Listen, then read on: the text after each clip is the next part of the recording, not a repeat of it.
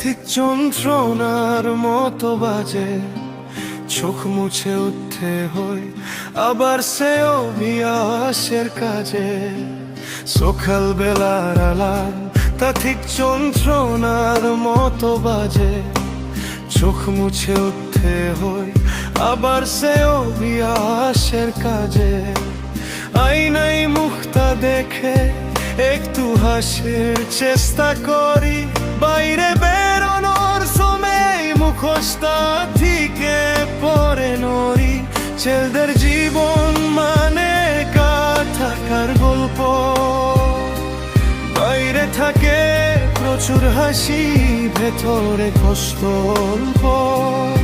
ছেলেদের জীবন মানে থাকার গল্প, বাইরে থাকে প্রচুর হাসি, ভেতরে কষ্ট অল্প।